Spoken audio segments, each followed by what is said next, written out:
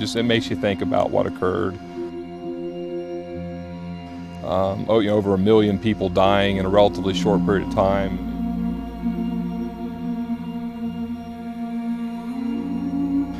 And until you're here, it's just something you hear about.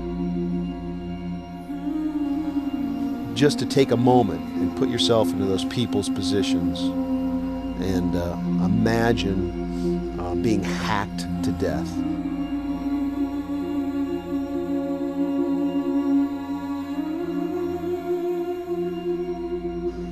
I personally think of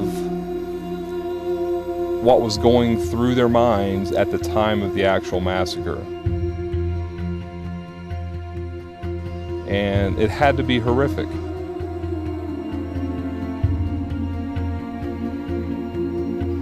And so when you start speaking about genocide and hundreds of thousands of people being killed, I'm most sensitive to that.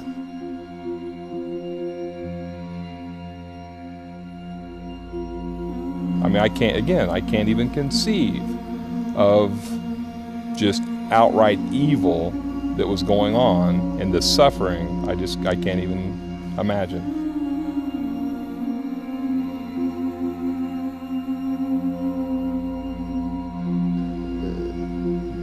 Being among the members that were there, just looking around and seeing the carnage about them and having absolutely no ability or control over the situation, but quite literally being as sheep led to the slaughter.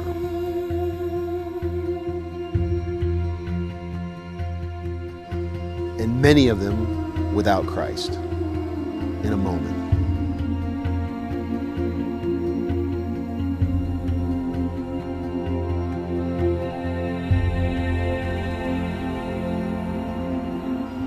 But it was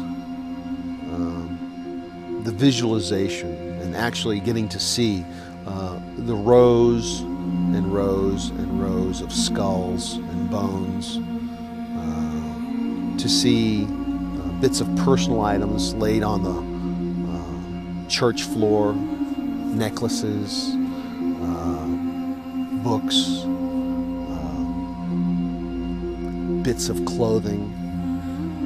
To realize these were real people who had the same kind of emotions, same kind of desires, same kind of dreams that everybody has. And yet in a moment, because they didn't align themselves with the right feudal warlord at that moment, their lives were taken.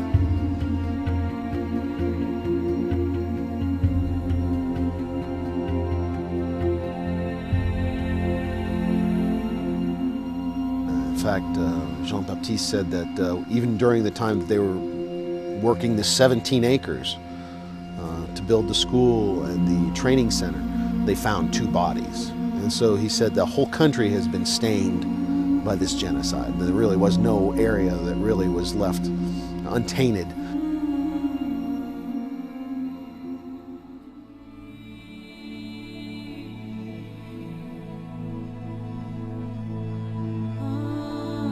You can impress people from a distance, but you will only have the opportunity to change a life when you get close and you get personal and you invest your life into an individual.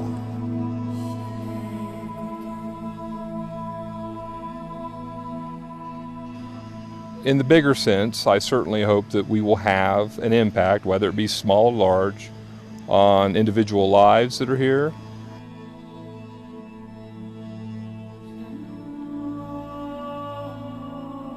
And we don't know the impact that it may have on a future generation of Rwandans. We just don't know whose lives could be miraculously transformed. We could be, by the simple act of what we're doing in faith, be changing the history of a nation.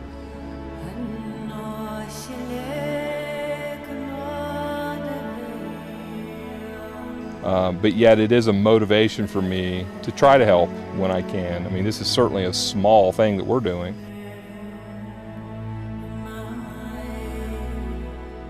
but yet if everybody did a little bit, I think things would be much, much better. John Baptiste always inspires me, you know, and the little congratulations that he gave us last night at dinner, when he just was very thankful and encouraging, you know, just that, just us being here means something. You know, he says you are big people just because you've come, and just because you've given.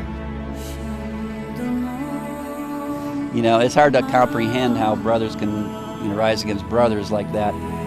But, you know, we're all wicked. You know, without Christ, that, you know, we have no hope. The president having a Christian conference here just recently, I think that speaks, you know, tons of what they're looking for. You know, they see the benefit of the gospel and how it changes people's lives.